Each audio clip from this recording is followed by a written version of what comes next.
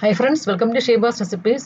ഇന്ന് നമുക്ക് മാമ്പഴം കൊണ്ട് വളരെ എളുപ്പത്തിൽ നല്ല ടേസ്റ്റ് ആയിട്ടുള്ള ഒരു കറി ഉണ്ടാക്കുന്നത് എങ്ങനെയാണെന്ന് നോക്കാം. അപ്പോൾ ഇതിനു വേണ്ടി ഞാൻ വലിയൊരു മാമ്പഴം എടുത്തേക്കുന്നത് ഇതുപോലെ സൈസിൽ വലിയൊരെണ്ണം, ഏകദേശം ഒരു 400 ഗ്രാമിനോടൊക്കെ അടുത്തുണ്ട്. അതിൻ്റെ തൊലിയൊക്കെ കട്ട് ചെയ്തിട്ട് ഇങ്ങനെ പീസാക്കി വെച്ചേക്കുക. അപ്പോൾ നാട്ടിലെ നാടൻ മാമ്പഴമൊക്കെ ആണെങ്കിൽ ചെറുതുണ്ടല്ലോ, അതുണ്ടെങ്കിൽ ഒരു 5-6 എണ്ണമൊക്കെ എടുക്കാം. അതിൻ്റെ തൊലി ഇങ്ങനെ എടുത്ത് കളഞ്ഞിട്ട് ഞെരടിയെടുക്കണം. അപ്പോൾ ഇതൊന്ന് നമുക്ക് ഞെരടിയെടുക്കാം. ഇതിപ്പോൾ ഒന്ന് ഞെരടി എടുത്തിട്ടുണ്ട്. ഈ ഒരു രീതിയിൽ ചെറിയ ചെറിയ പീസായിട്ടൊക്കെ കിടപ്പുണ്ട്, കുഴപ്പമില്ല, ഇതുപോലൊക്കെ. അപ്പോൾ ഇത് മാമ്പഴ പുളിശ്ശേരി അല്ല, അതിൻ്റെ വീഡിയോ ഞാൻ നേരത്തെ ഇട്ടിട്ടുണ്ട്. ഇത് പഴുത്ത മാങ്ങ ഞെരടിയ കറി എന്നൊക്കെ പറയും. നമുക്ക് പെട്ടെന്ന് ചെയ്യാൻ പറ്റുന്ന ഒരു കറി അത്.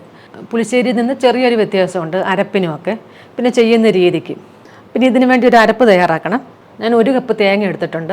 250 ml കപ്പിൽ 1 കപ്പ്. ഇതിലോട്ട് 1/4 ടീസ്പൂൺ ജീരകം ഇട്ട് കൊടുക്കുക, ചെറിയ ജീരകം.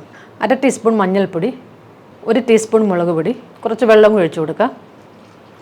ഒരു ചെറിയ ഉള്ളിയും കൂടെ ഇടണം, അത്യാവശ്യം വലിപ്പമുള്ള ഒരു ചെറിയ ഉള്ളി. ഇനി നല്ല പേസ്റ്റ് പോലെ നരച്ചെടുക്കാം. ഇതിപ്പോൾ നല്ലതായിട്ട് അരച്ചെടുത്തിട്ടുണ്ട്.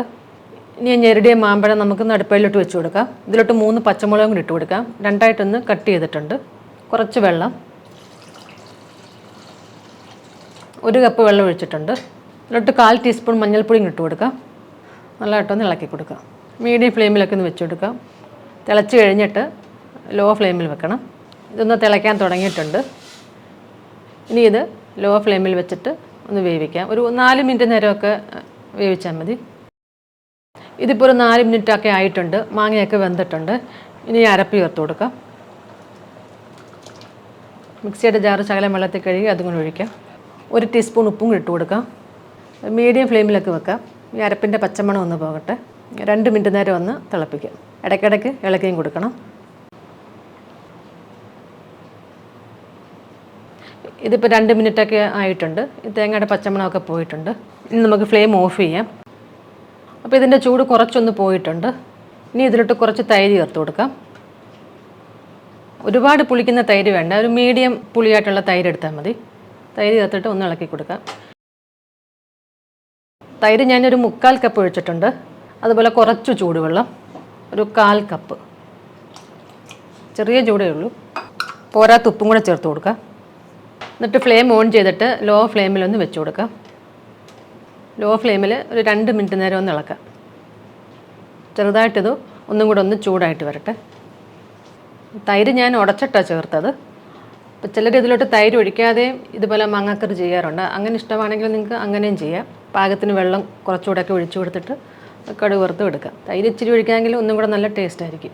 മധുരമായിരിക്കും കുറച്ച് ഇതിൽ മുന്നിട്ട് നിൽക്കേണ്ടത്. ഇതിപ്പോൾ 1 മിനിറ്റൊക്കെ ഒന്ന് കഴിഞ്ഞിട്ടുണ്ട്. ചെറുതായിട്ടൊന്ന് ചൂടായിട്ടുണ്ട്, അത്രയും മതി. തൈര് ചേർത്ത് കഴിഞ്ഞിട്ട് തിളപ്പിക്കരുത്. ഇനി നമുക്ക് ഫ്ലെയിം ഓഫ് ചെയ്യാം. നല്ലതായിട്ടൊന്ന് ഇളക്കിയിട്ട് ഇനി ഇതിലോട്ടൊന്ന് കടുക് വറുത്തൊഴിക്കണം.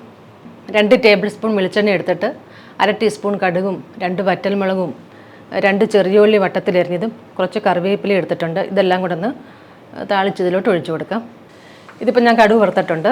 ഇതിലോട്ട് ഒരു 1/4 ടീസ്പൂൺ മുളക് പൊടി ഇട്ട് കൊടുക്കാം. അതുപോലെ ഒരു നുള്ളു ഉലുവാപ്പൊടി. എണ്ണയിൽ ഒന്നിങ്ങനെ നാക്കിയിട്ട് കറിയിലോട്ട് ഒഴിച്ചു കൊടുക്കാം.